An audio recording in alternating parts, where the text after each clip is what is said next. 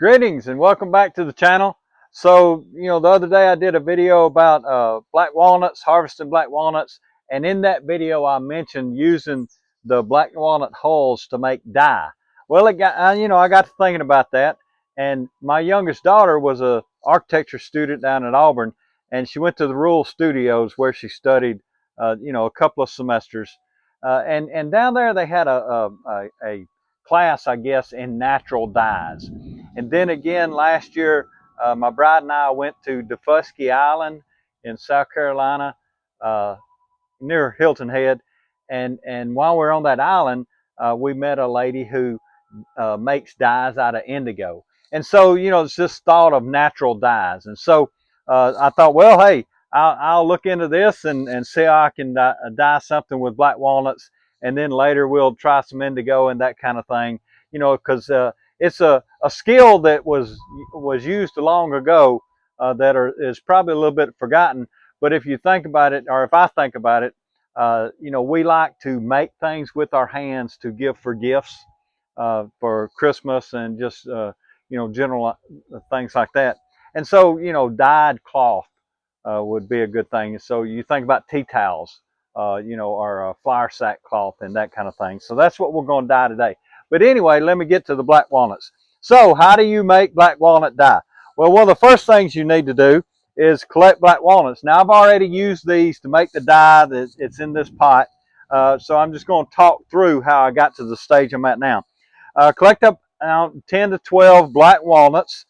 These were green when I got them, and sort of crush them a bit, to open up the outer hull. And then if you remember, this is that same plastic bag that I used to make hammocks in the garden, sort of a multi-purpose tool. But really what you're doing is containing the black walnuts while you boil it. And then you put it in a pot with about a gallon and a half of water. It really depends on how much you're going to make. And bring it to a boil and let it boil for about 30 minutes to an hour. Just at a gentle boil, not a rolling boil. And what you're doing, you're extracting some of that black color out of the walnut hull, into the water. And then what you need to do is strain it. And so that's why you put the things in the bag so you can easily lift them out. I've got this little lifter that's actually goes from a solo stove, but it's really easy to grab things, grab that out of the water, when I was doing that. And then use a strainer. That's what this bucket's for. This is all stainless steel. And so, it won't discolor itself. It's easy to clean. We got a little strainer. And then so I poured the water out of the pot, threw the strainer into this bucket, and then I poured it back into the water. Another thing to mention, my bride will appreciate me mentioning this, wear old clothes when you dye things. For years, I would just wear blue jeans and regular shirts when I was out working in the yard. And then, much to my bride's dismay, and mine too, because I'd get my blue jeans dirty. And one day, I don't know, I was just driving to work one day and I got thinking, well, I have this duffel bag full of old Army clothes just sitting in the barn, and I could be wearing that instead of wearing, my blue jeans and getting them messed up. So that's what I do now. And so you'll see me around the house, probably in a lot of the videos, I'm wearing, clothes like this, which old clothes doesn't matter if it gets dyed or not. I guess so if you're a veteran, that's a good use for your old uniforms anyway. Okay, so wear old clothes. So now back to the dye. So now I've actually done this once. This is the second time.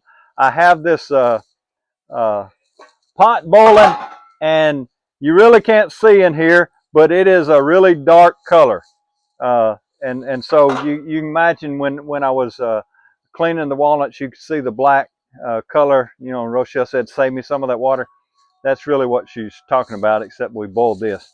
And so what I have here is a flour sack cloth. It's a little towel. I think they're like $10 for 10 of them at Walmart.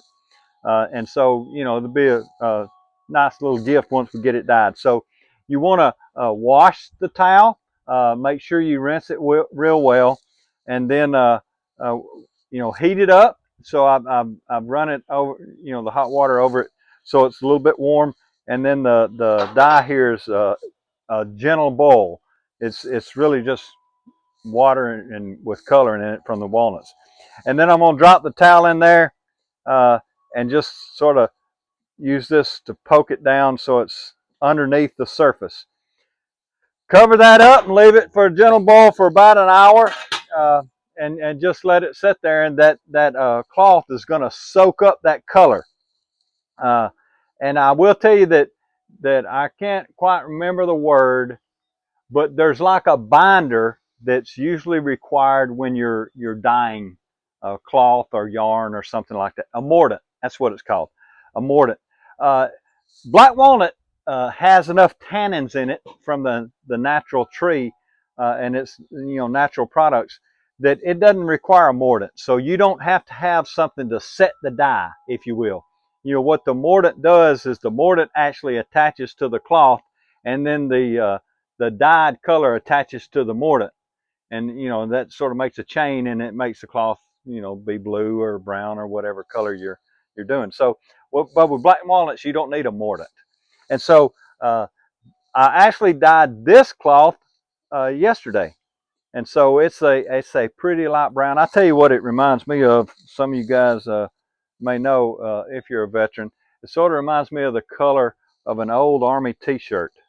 But it's a light brown, really a pretty color, natural. Everything's natural in here, I guess. The cloth is probably cotton. Of course, it was probably made on a machine. But anyway, probably make a pretty good gift for Christmas. So naturally dyeing things, and I guess really in effect, getting back to sort of the more traditional things. That's what works for me, mostly.